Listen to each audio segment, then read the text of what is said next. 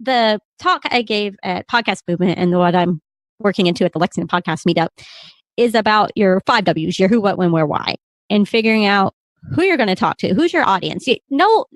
Everybody, quote, everybody is not going to listen to your show. So if you say, I want to talk to everybody, you will fail because that's not how it works. The beauty of podcasting is the specific audience, is the niches, is you can get as specific as you want to, and that tribe is going to listen.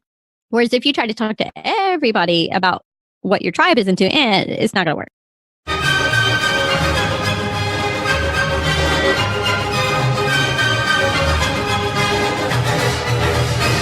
So you're a smart business committed to innovation, to service and to modern marketing. And you're asking, what's next? Wondering how you can become even more innovative. My name is Jürgen Strauss from InnovaBuzz, and this is the InnovaBuzz podcast, where we share all kinds of tips, advice and interview guests on all things innovation and leadership in modern marketing.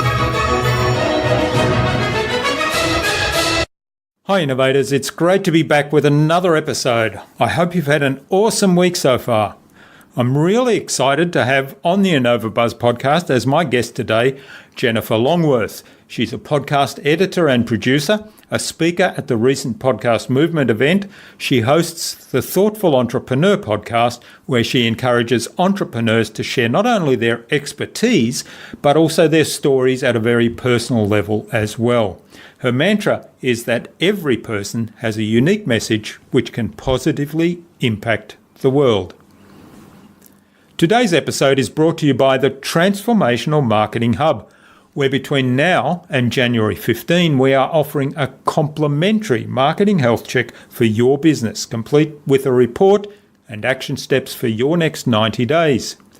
We'll assess the current health of your marketing specific to your 90-day plan and give you a report with the 3 key steps you can take to transform your marketing into an effective lead generation machine to serve the people you care about.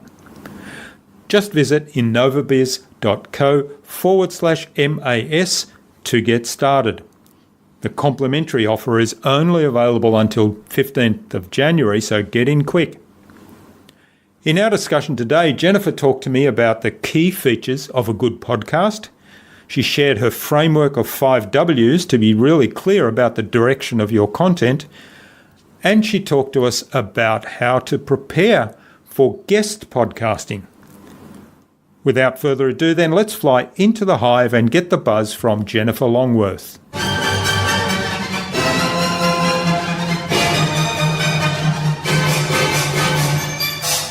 Hi, I'm your host, Jürgen Strauss from InnovaBuzz, and I'm really excited to welcome to the InnovaBuzz podcast today from Lexington, Kentucky in the USA, Jennifer Longworth, who's a podcast editor and producer. She's host of the Thoughtful Entrepreneur podcast and a social media coach. And Jennifer was also a speaker at Podcast Movement this past August. Welcome to the InnovaBuzz podcast, Jennifer. It's a privilege to have you as a guest. Thanks for having me. Now, on the Thoughtful Entrepreneur podcast, I know you encourage entrepreneurs to share not only their expertise, but their stories at a personal level as well, because your mantra is that every person has a unique message which can positively impact their world. So I really like that. But before we start to talk about podcasting and really delve into all of that, let's find out a bit more about you as a person. As a young child, what did you want to do when you grew up? One of the things was to be a singer, of course, but then my mom told me I shouldn't major in music because her sister had, and it didn't go anywhere. And her sister ended up back in school for engineering. And then I thought about doing biomedical engineering at one point, pharmacy at one point, very math and science oriented person. But the thing in high school that is closest to what I do now was record producer. So at one point I was like, I want to be a record producer, but that phase didn't last, but it was in there somewhere. Yeah. Of course, with teacher, preacher, all the other things that kids want to be when they grow up. But okay. So you kind of looked at all options. Yeah, but mostly a math and science person in school. So you do have a background in radio, right? And so how did you get into radio from all of those ambitions?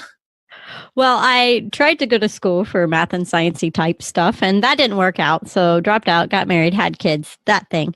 And I worked at a small nonprofit station here in Lexington. And I started just as a volunteer for a free t-shirt. They're like, hey, be a volunteer on our street team, set up at events, blah, blah, blah, and we'll give you a free t-shirt. I'm like, I'm all about free t-shirts. Sold. And so I started volunteering in that way. And then a friend of mine had a show and needed a call screener in the afternoon. So it was a call-in talk show. So I volunteered. It was a volunteer position still, but I would go 1 hour a day.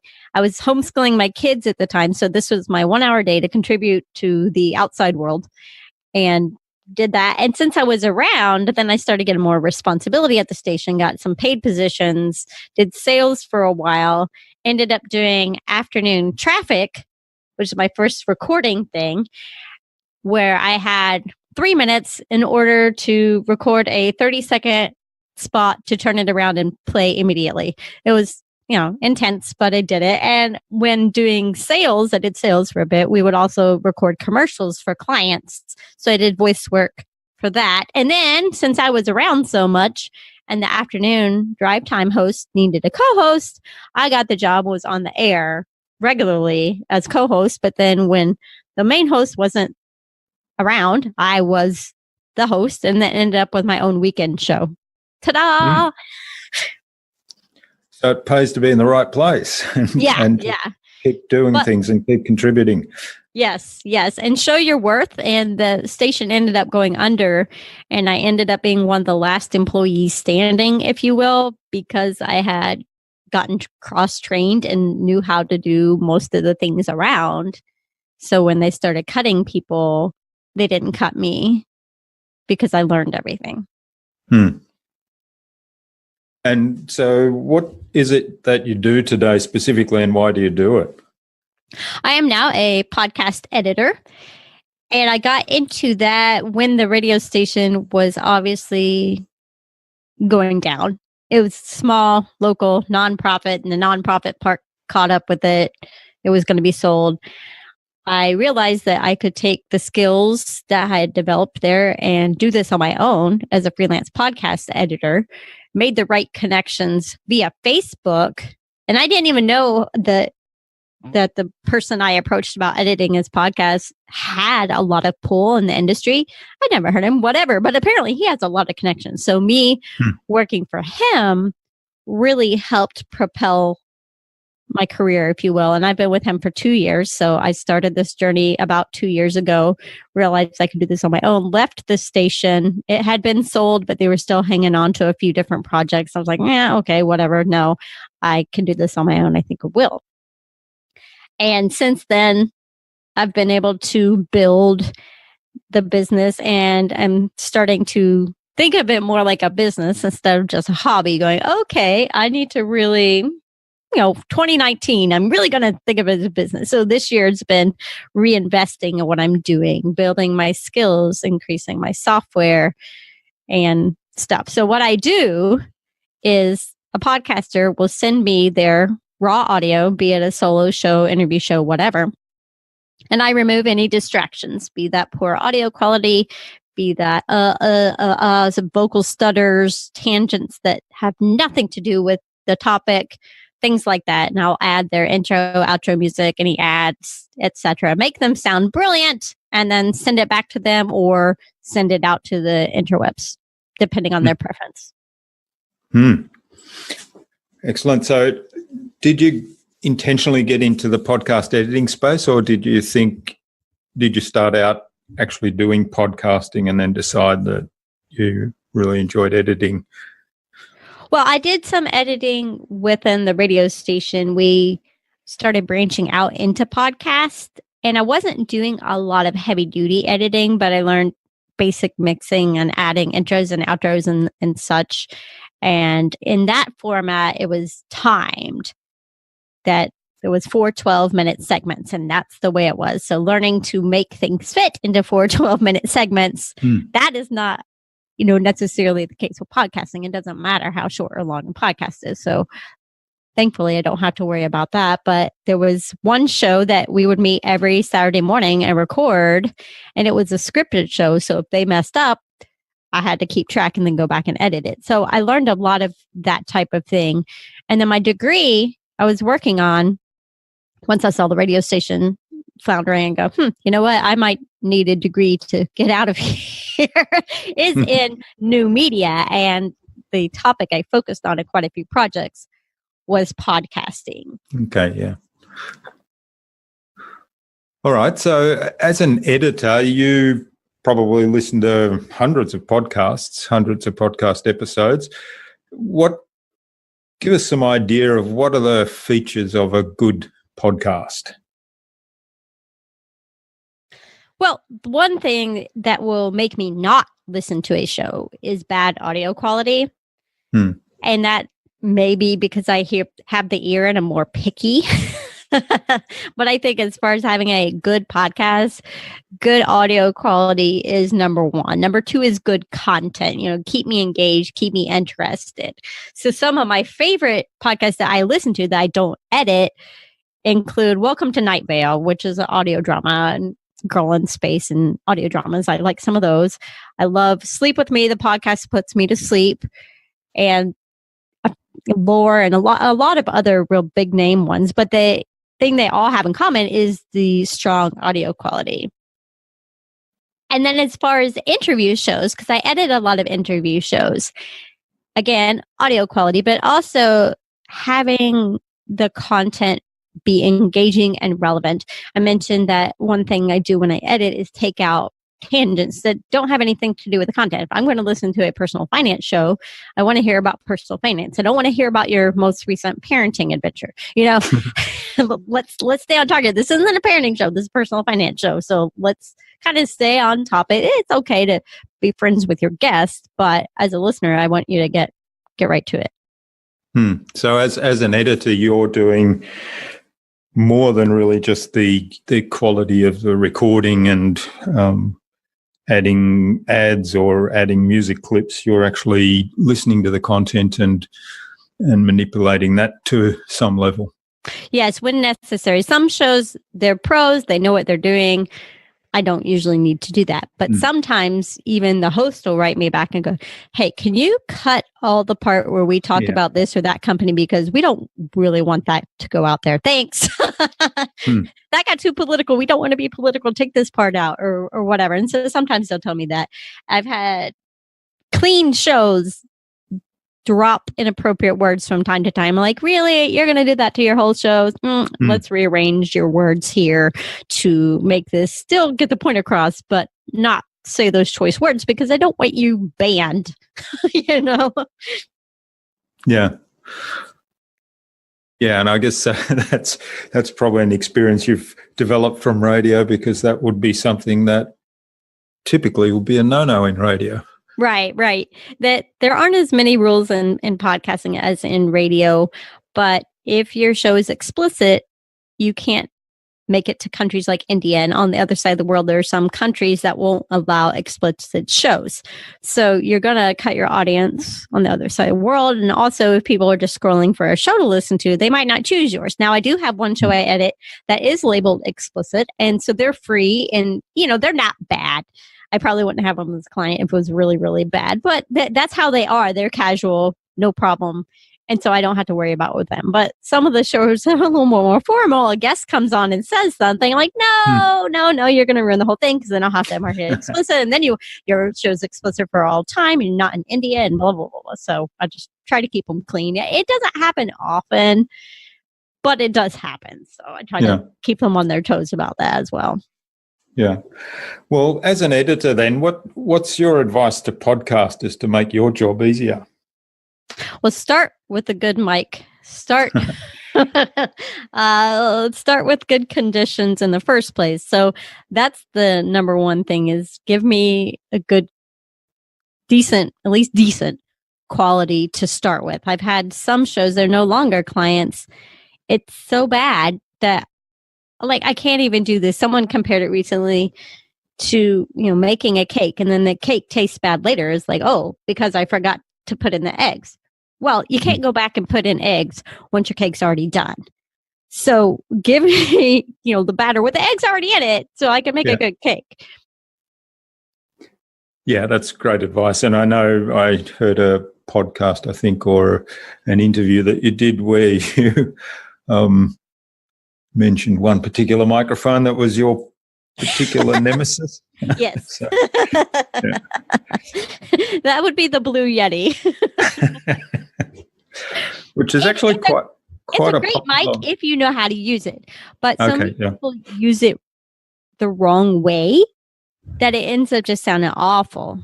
But if you have it set up properly and you're in a more controlled environment and this and this and that and that, it can be great. However, people don't take the time to learn how to use it. They just plug and play and it sounds awful. Yeah. Yeah. And it is really important to not only have a good mic, but to know what you're doing with the mic. So I've got an interesting story on that because I was overseas for quite a number of weeks, in fact, months this year. And my daughter was house sitting for us and she used my computer desk and everything. So we moved things out of the way. Among other things, the microphone got moved out of the way. When I came back and started the next podcast recording, in fact, luckily I was doing a solo recording and I thought, how come the audio is so awful? Yeah. Well, it turns out that the microphone that I'd pulled it back in, and because I hadn't been doing it for a while, I'd forgotten which way round it actually needed to sit on the boom and back to front. So I was recording my echo from the wall at the opposite end, and that was why it was sounding so awful and why it was so quiet. And of course, when I twigged on that, turned the microphone around, it was night and day. So, well, my biggest fail on this was when my guest, we thought she had a mic plugged in, but the audio just sounded so bad. I had to go back later and figure it out. And it turned out we'd been recording from her webcam audio instead of her actual microphone. And it sounded awful. And I didn't have as fancy software then as I do now. And I almost didn't publish it because it was so bad, but I made it good enough, but I'm not happy with it at all. And some people are like, wow, you had one show that sounded awful. I'm like, I know which one it was. I'm like, hey, how'd you know? I'm like, because webcam, blah, blah. Yeah. Yes, so it is important not only to have a good quality microphone, good equipment, but to really know how to use it. Yeah. So tell us about the Thoughtful Entrepreneur podcast. How did you come to do that and what's it about? Well, the Thoughtful Entrepreneur is a podcast that I host and produce and is a product of upmyinfluence.com. And I work with Up My Influence, and they turn thoughtful entrepreneurs into media celebrities, helping them to increase their authority, influence, and revenue.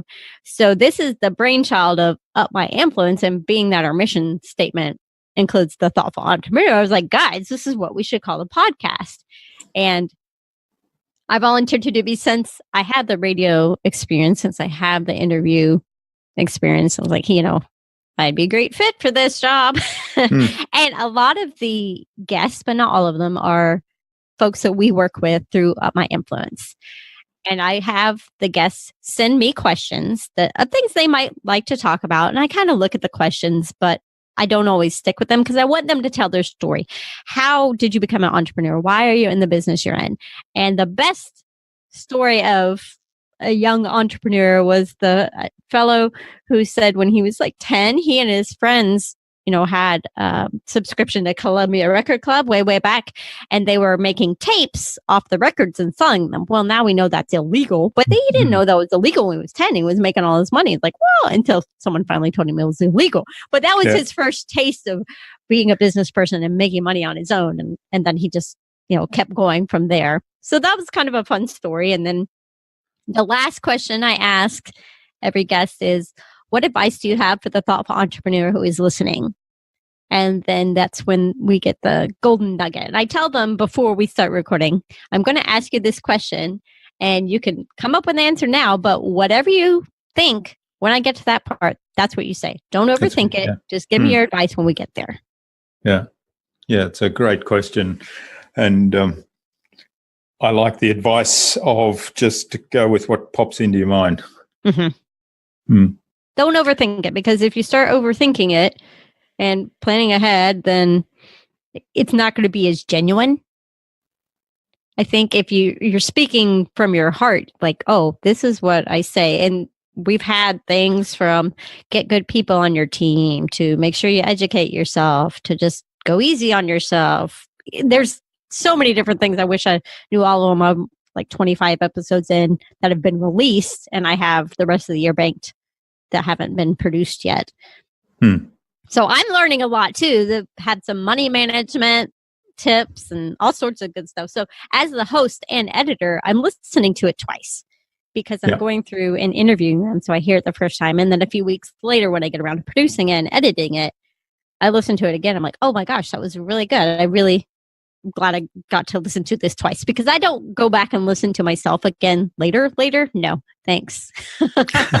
Not interested in doing that, but it's during the editing process, it's a little bit different.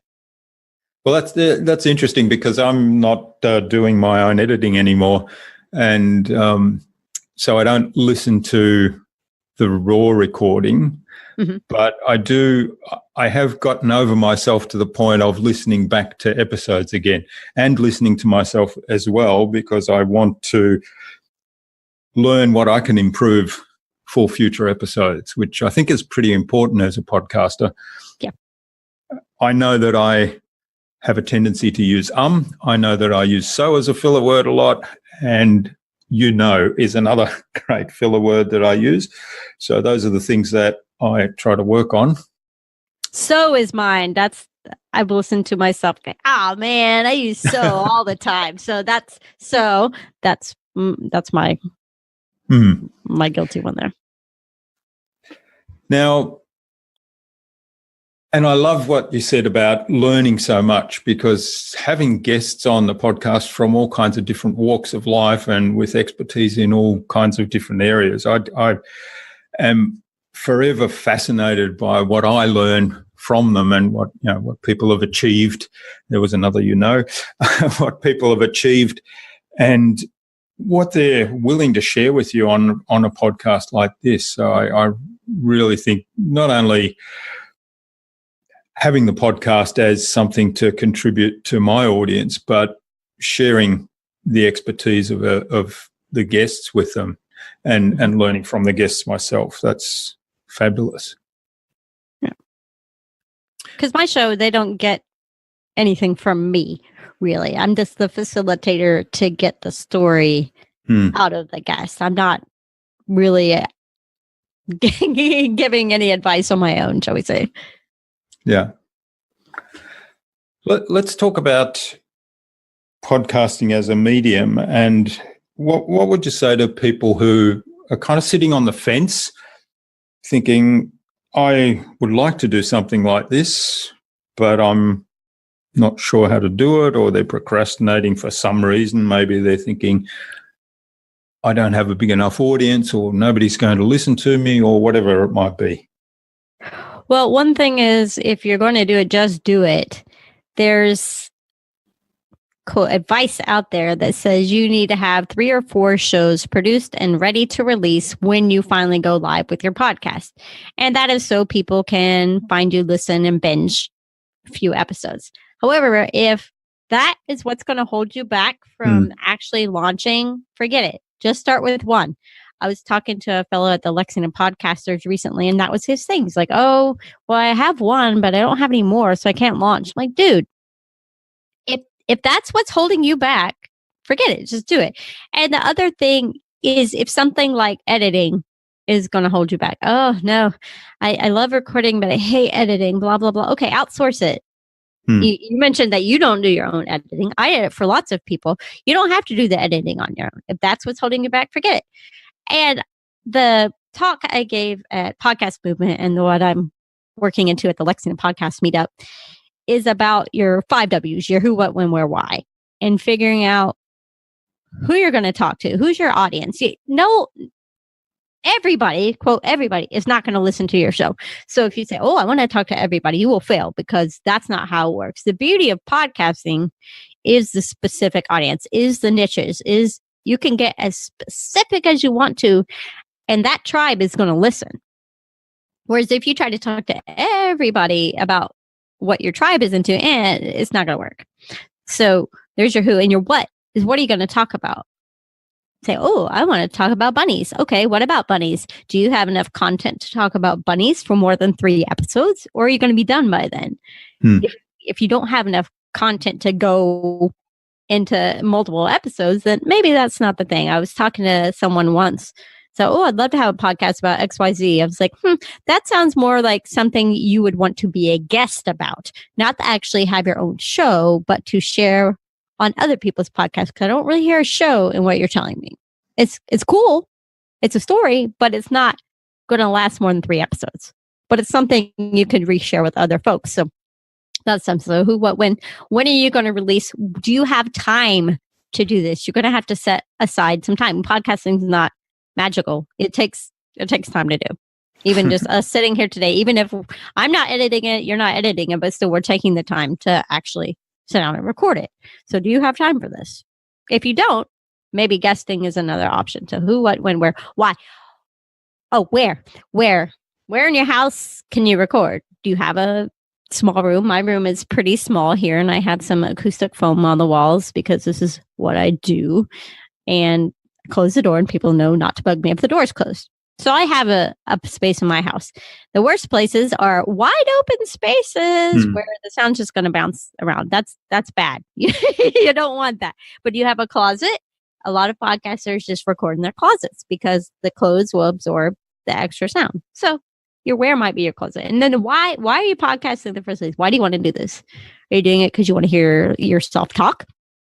Which might be the case. Do you have it because you have a message you want to get out? Are you using it as a marketing tool? Companies are starting to get into using podcasting as a marketing tool. Hey, we're going to share stories about what our company's doing or the topic that our company represents, so you will know we're the authority in our space and want to use our services. So that's kind of my quick overview of what I want people to think about when they're getting into a show. Do you have enough to talk about? When are you going to do this? How are you going to do this? Think it through instead of just getting on the, yay, podcasts are awesome bandwagon, because then you're going to do what we call pod fading and put out a few episodes and then sit on iTunes for all eternity, never producing anything again. And you'll find these shows like, you haven't put anything out in 3 years. And there's lots of them. Oh, yeah. Yeah. I love that framework, and particularly starting with knowing who your audience is, and that helps shape the content too. The question of what, so knowing who your audience is and what it is you can contribute to them and what they're looking for from you. So that's a great framework, I think. And the why is really important because, as you say, it does take time and it does take energy, and at some point you'll find yourself wondering, why can I keep this going, or can I really keep this going? And you might be down on yourself, and the why will power you through those times. Yeah. So give us some examples of some of the podcasts that you produce, some of the different topics. One podcast that I produced that I would never have thought of being a thing, if you will, it's called Digital Signage Stories. And they talk about digital signage. Well, when I tell people, they're like, oh, like digital billboards or signage at a athletic venue or scoreboards or whatever. But it's so much more than that. She has gotten folks on to talk about projects in airports, of how they designed the arrival and departure screens to look like a flower instead of just flat things on the wall.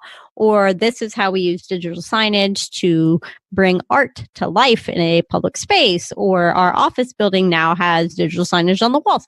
And that's just fascinating. I love listening to that show as I go along because it's something I never considered. And then I went to a mall out of town. I'm like, oh my gosh, look at the digital signage here. I was actually aware of it. It was kind of wild.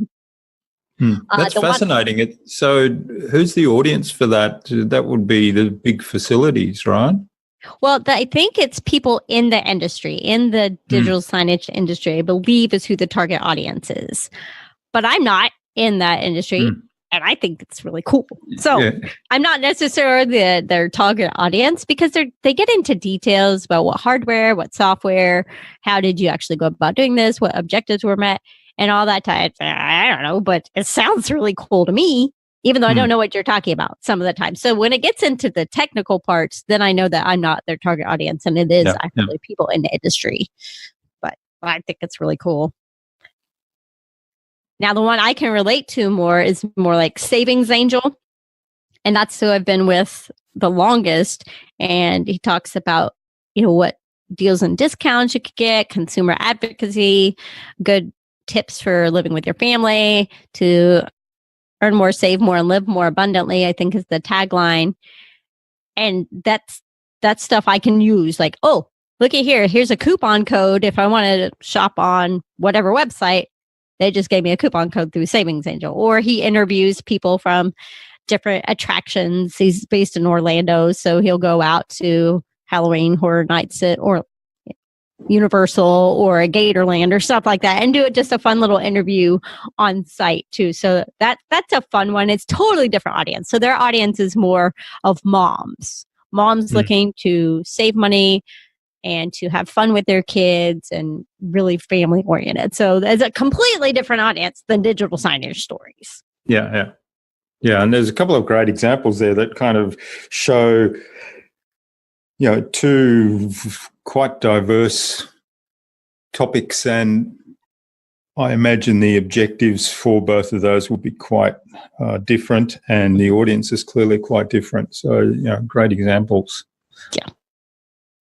Now, you also mentioned guest podcasting. So tell us a little bit more about that. I know you do quite a bit of guest podcasting. You're doing that today. So tell us how you go about that and how you approach that strategically. Well, the way I ended up with you and many others is through podcastguests.com, which is a free tool for end users that you get listed and you just have a little profile on there. I think I have a premium membership, so I get featured in some of the newsletters and such, but anyone can go on there and find experts in different areas and just look it up. Oh, okay. Now, some of the appearances I've had also have been from connections I have made at Podcast Movement, Podfest, other podcasting events I've attended, and the network I've developed online. And so it's a person-to-person contact. And my friend Andrea of Podcast Envy said, hey, I'm doing a series on imposter syndrome in podcasting. Anyone want to talk about it? I'm like, I do. And so then I was on her show because she threw it out there. And there's some Facebook groups about guesting as well. So tapping into the different network resources is great. So you have to, just like any other business, build your network. And also what Up My Influence speaks about, as I mentioned before, is increasing your influence and authority in your space. And so that's one of the things I've been working on as developing this business, starting to grow it, is how do I set myself apart as an influencer and authority in this space? And then once people see you as that, they want you on their show. Like, oh, Jennifer knows what she's talking about when it comes to podcasting. Let me have her on my show to talk about this. So I've gotten a few because of that, people reaching out to me going, hey, we met, I heard you speak. I think you know what you're talking about. Come on my show. So if you're an expert, and so make yourself an expert. Make yourself an expert in whatever is your thing that you're an expert in. Set yourself up that, start building that, and then reach out to people. And now, if there is a podcast that you want to be on, you can approach a host and say, hey, I'd like to be on your show, but don't just blast out spammy cold pitches to people. If say, oh, listen to their show before you say, I want to be on your show. First of all, know what their show's about, because I found a list of great podcasters to be a guest on. Well, I go through this list and I know some of these people, they don't have guests ever. So it is useless to pitch yourself to some of these shows. They don't have guests. They're scripted and it's one guy and it's solo and they don't have guests. So if you listen to the show, you'll know that.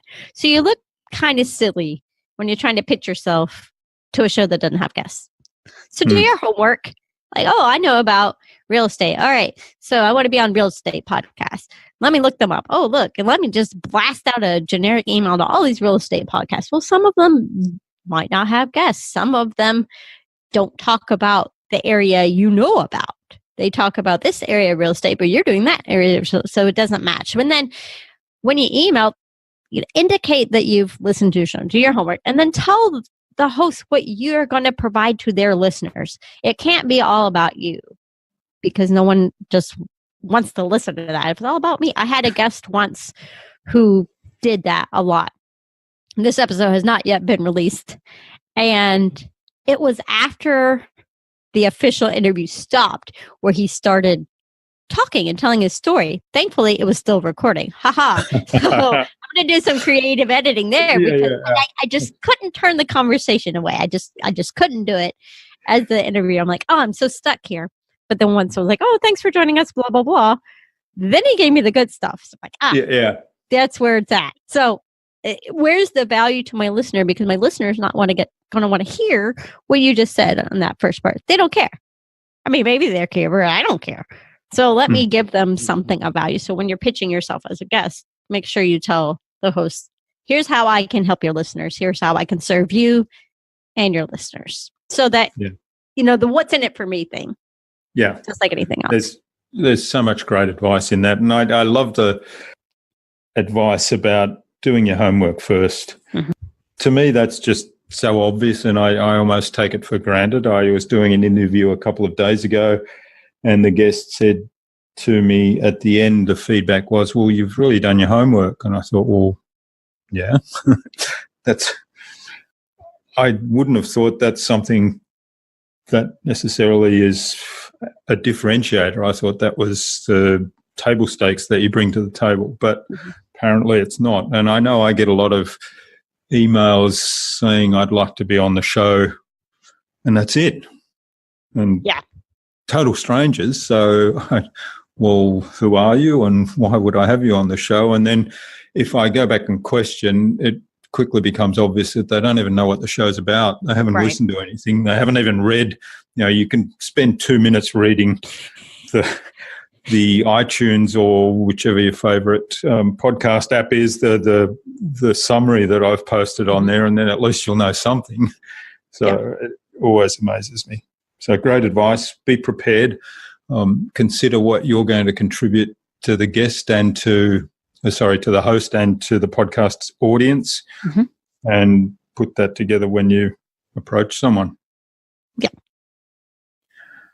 All right. So one of the other questions I often ask people that are in podcasting is what's unique about podcasting compared to other forms of marketing?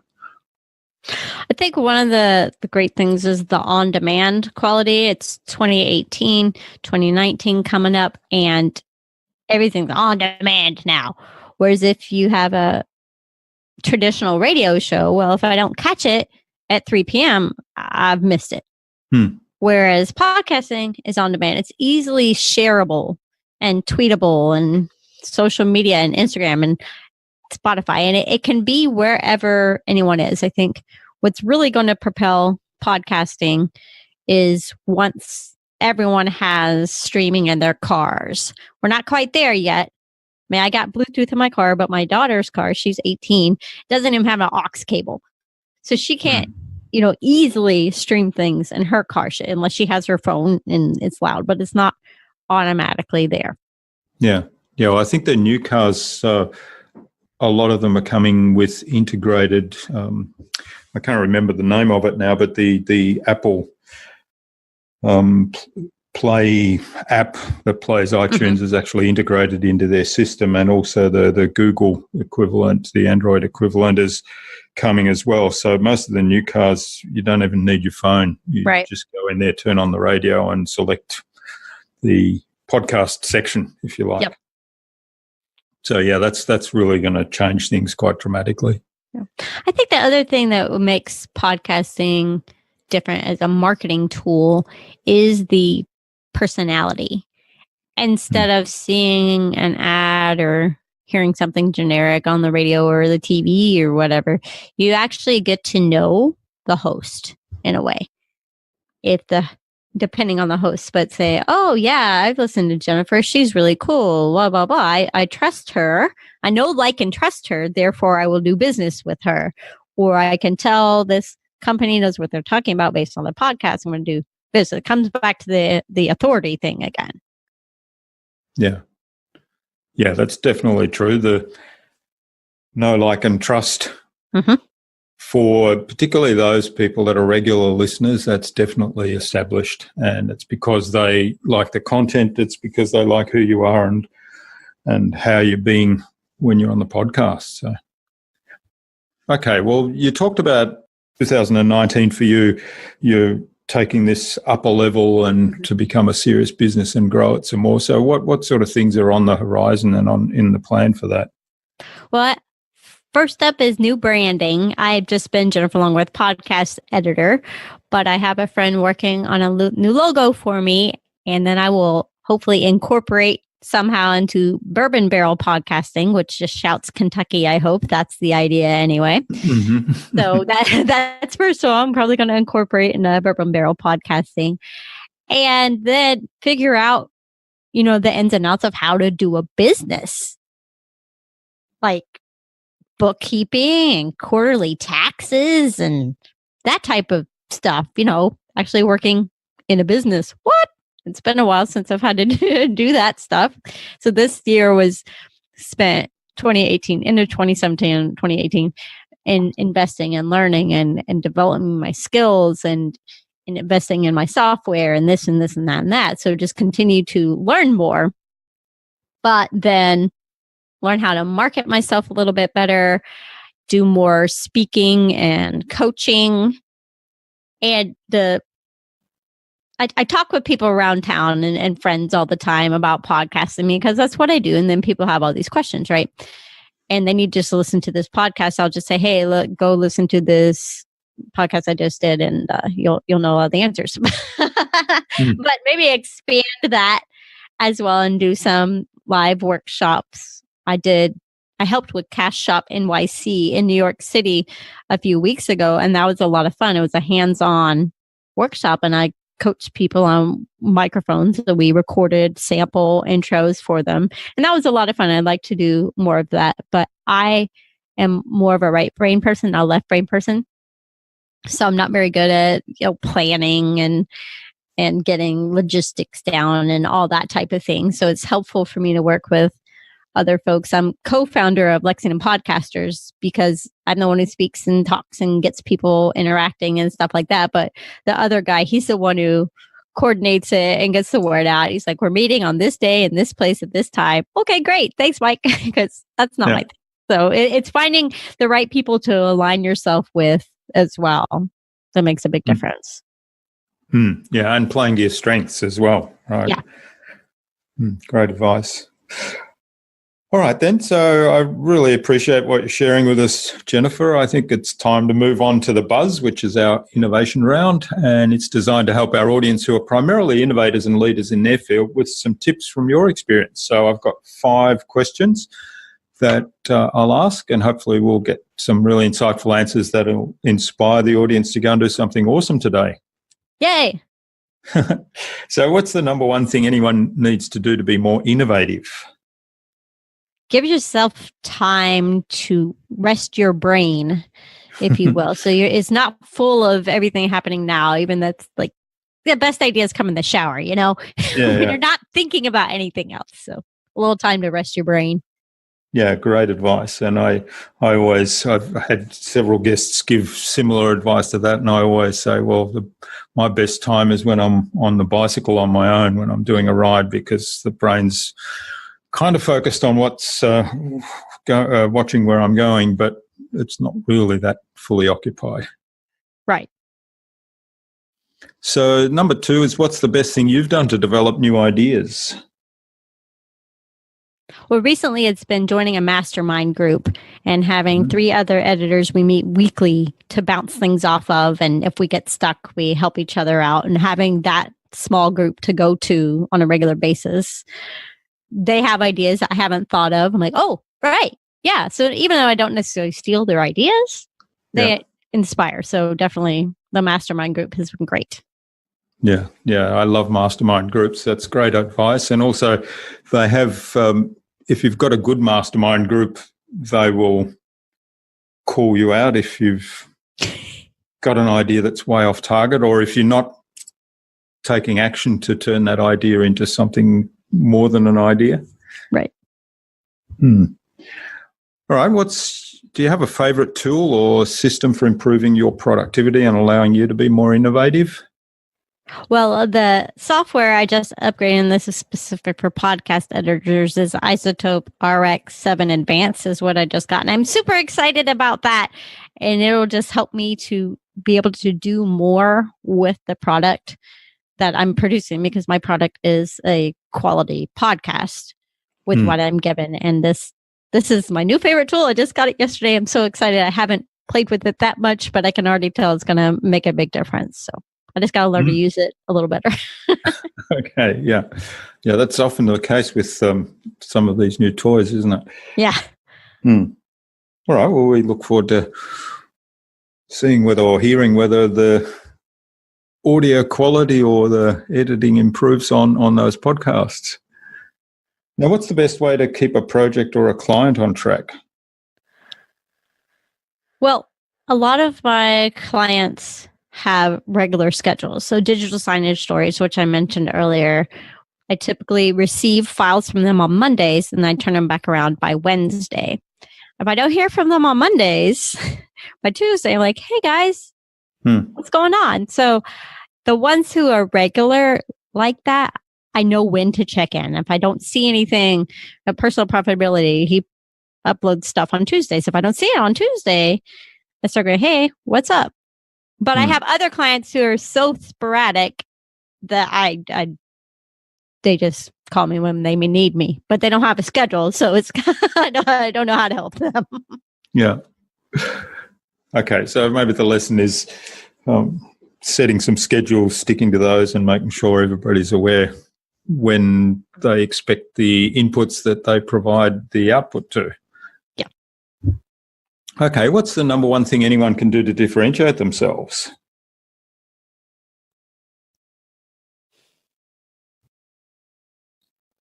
I'm thinking, hold on.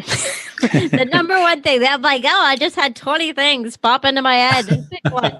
I think it comes back to the building your influence and authority is to know your stuff. Make sure you're educated in your area of expertise, whatever that may be. That people go, I have a question about accounting. Well, who do I go to? Well, so-and-so is the best accountant I know, or they know their stuff, or whatever, so that you're the go-to when someone has a question about your topic. So make sure you educate yourself and then network so that people know about you. Great advice. And that means, of course, continually keeping up to date and educating yourself about the new stuff going on. And I think, yes, your new software is a great example of that as well.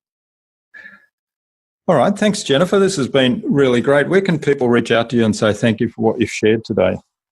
You can find me at podcastwithjennifer.com, or on Twitter, KY Podcasting. KY Podcasting. Okay, we'll have links to those in the show notes. Now, what's the number one piece of advice you'd give to any business owner who wants to be a leader in innovation and productivity? Networking. Being mastermind groups, being social media groups, just being able to reach out to other people, get ideas from other people, bounce things off of them, and then build your influence and authority within your network. Yeah, and that's really great advice, because you can't isolate yourself and be successful, I think. Right. All right, and then finally, who would you like me to interview on a future InnovaBuzz podcast, and why? I believe Josh Elledge from Up My Influence. He's founder of upmyinfluence.com and savingsangel.com, and really got those things going and thriving, surviving. And that's how I learned to about increasing my influence and authority. And he knows his stuff about getting placements in the media, and that's his expertise. So Josh Elledge, helpmyinfluence.com. Okay. Great. Well, Josh, if you're listening to this, keep an eye on your inbox for an invitation from us to the InnovaBuzz podcast, courtesy of Jennifer Longworth. Yay. So thanks, Jennifer, for sharing your time and insights with us today on the InnovaBuzz podcast. It's been a lot of fun. I've learned a lot. I've written down a whole lot of ideas and notes, and it's hopefully going to help our audience as well. So I wish you all the best for the future, and let's keep in touch. Sounds great. Thank you so much for having me. Thanks.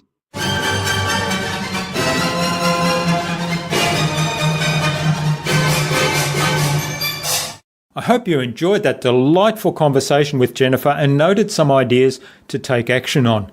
Maybe you learned something to improve your podcast, or if you haven't yet started podcasting, are now inspired to give it a try. There was so much good information in this interview with Jennifer.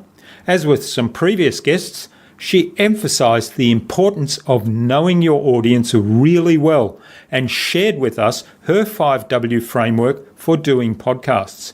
And I think it's a great framework that can be applied to other content as well. I'd love to hear what you took away from Jennifer's episode today. Leave a comment below the blog post, which can be found at innovabiz.co/Jennifer Longworth. That is JenniferLongworth. All lowercase, all one word, innovabiz.co/Jennifer Longworth. You'll also find contact information for getting in touch with Jennifer there, as well as links to her website. Jennifer suggested I interview Josh Elledge from Up My Influence on a future InnovaBuzz podcast. So Josh, keep an eye on your inbox for an invitation from us to the InnovaBuzz podcast, courtesy of Jennifer Longworth. Remember to visit innovabiz.co/MAS to access the complimentary marketing health check for your business. The complimentary offer is only available until January 15, so get to it. Go to innovabiz.co/MAS. Don't delay. You know you want to do it, so jump in there now. Stay connected. Head on over to iTunes or Stitcher or Pocket Casts and subscribe to the InnovaBuzz podcast so you make sure you'll never miss another episode. We'd also love you to leave us a review because what you think matters. Take some of the ideas you've heard today and apply them in your business. Any thoughts, ideas, suggestions or questions, share them in the comments below the blog post. And remember, if you want to get better marketing results than you ever have, join our fantastic LinkedIn community at the Transformational Marketing Academy. All you have to do is go to innovabiz.co/TMAC. It's free to join. Hope to see you there soon. Until next time, I'm Jürgen Strauss from InnovaBiz. Remember to be awesome and keep innovating.